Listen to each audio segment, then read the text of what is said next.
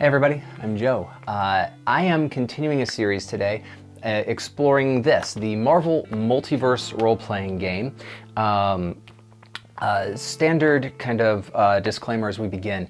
At the time of recording, there have been 3 updates to the playtest rulebook that has been released. The full game will be released in June of 2023, and between now and then there might be additional updates to the game, and that might change some of the things that I talk about here, and as a result I might need to redo videos if that's the case, and of course I'll stay on top of that. So I want to talk about how leveling, which is called rank, works inside of this game, and the things that affects and alters in gameplay, and the types of campaigns that it indicates that we can run. So we got a lot to talk about. Let's get rolling. All right, so one of the most important aspects to an RPG of any flavor, or just about any flavor, is the idea of what's called leveling. And that is, we start relatively low power and we become more powerful over time. The most famous example, of course, in RPGs is the 20-level system of Dungeons & Dragons, one for every side of the 20-sided die. And when the playtest rulebook initially came out, there were 25 levels in this game. I actually really liked that. I thought that it was a nice system for reasons I'll talk about later in the video, but I liked that. It worked for me. That has been changed, and as of recording, 3 updates to the rulebook in, there are now 6 ranks in the game.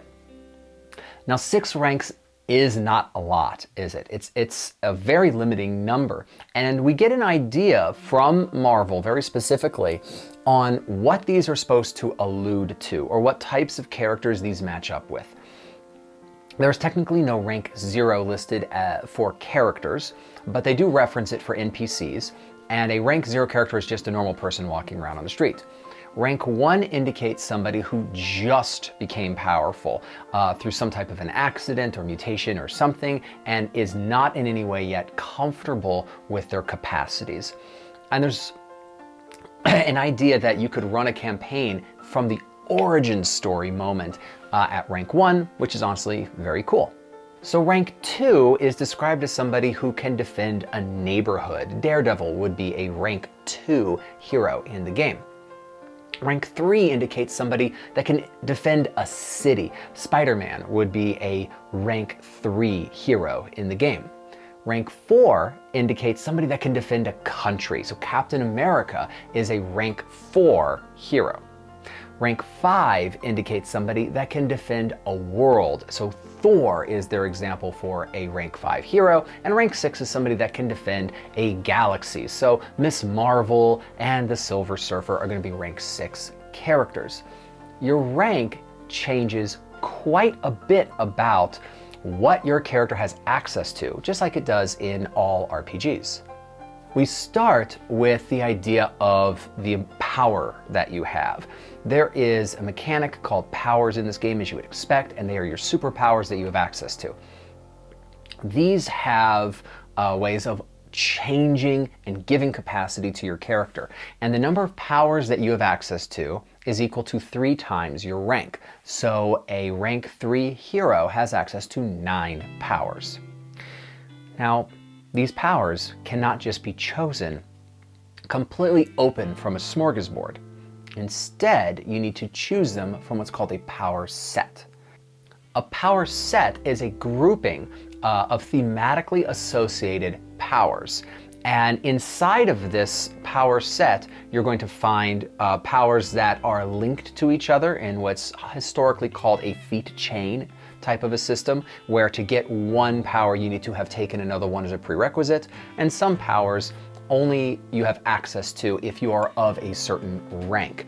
But this power set clumps them together. Please note that a power can exist in more than one power set, but what's important to know is that you can access powers from a limited number of power sets. And this is a way to make your hero more thematic and more honed in on what you want to achieve. You have access to a number of power sets that is equal to your rank. So our same rank 3 hero can choose 9 powers but can only choose them from 3 power sets. The only small exception to this is there are some powers that do not fit inside of a power set. They are completely open and are called utility powers. You can choose these at any time, even if you've chosen from powers inside of your limited number of power sets. One additional alternate rule here is, let us say that we're looking at this rank 3 hero, but this rank 3 hero only really needs powers from 2 power sets. You can choose to not use one of your available power sets and gain an extra power. So our rank 3 hero could choose from 2 power sets plus utility powers and have access to 10 powers to choose from.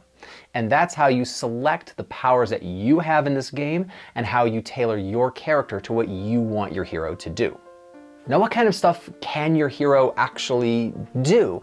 In RPGs, it is very common to have a series of abilities, or characteristics, you might say, of your hero. This is very similar to your D&D mental stats and physical stats idea. But there are 6 abilities or characteristics that you have access to in the game. These characteristics or attributes are your melee, what used to be called might, it has been changed, your agility, your resilience, your vigilance, your ego, and your logic. And if you're playing along at home, yes, that spells Marvel. I know it's self-serving, but that's what they did. So anyway, you have a number of ability points equal to 5 times your rank. So your rank determines how many points you can use to buy into these abilities. You start with stats at a 0 for each one of these, and you buy your way in. If you choose, you can decide to have a negative modifier up to a -4 on any ability score to reallocate those points somewhere else. Now, historically, you have a cap of the number 4 for any ability score, though there are certain ways in the game to be able to increase that for some of your abilities. Now, what do these do? Well, if I need to jump from one building to another, that might be an agility check. So I roll an agility check, rolling my 3d6 system and adding a modifier, which is my point buy in that ability, and try to beat what's called a TN, or a target number.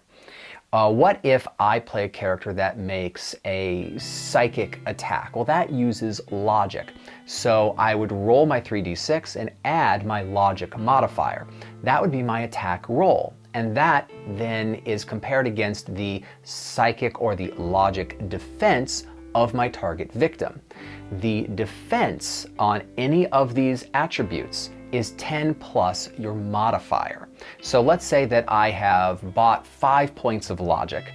My attack roll would be 5 plus a 3d6, and my defense against any incoming logic attacks would be 15. Next, we come to something called traits and tags. These used to be the same thing in the original playtest rulebook, but they have been differentiated in more recent updates. A tag is just a description, a narrative description of something about your character. Are they hard of hearing? Are they a leader in some way?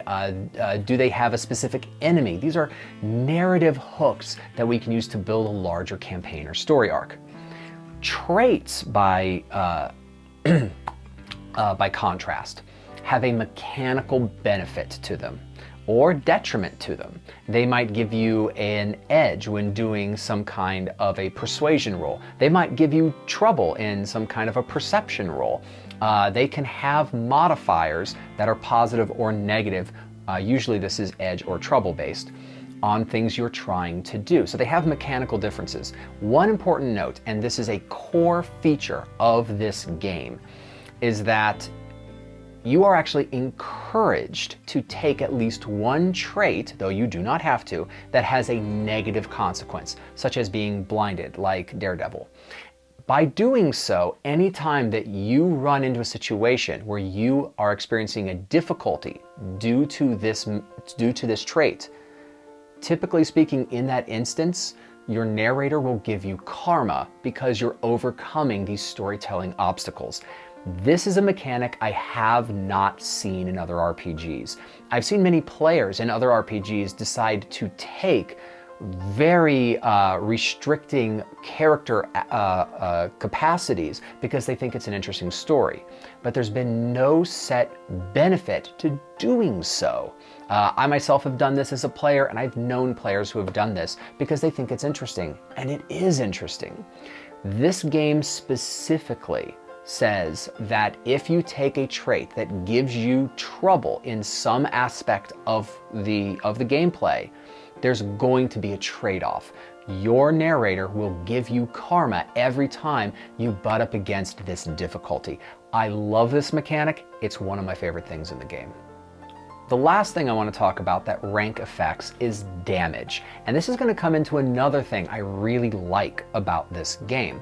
So there used to be a very complicated system for determining how much damage you did. It involved a 3d6 dice roll and then adding 3 separate numbers. It was convoluted, it changed with every single rank, and they got rid of the entire system, which I think that was probably for the best.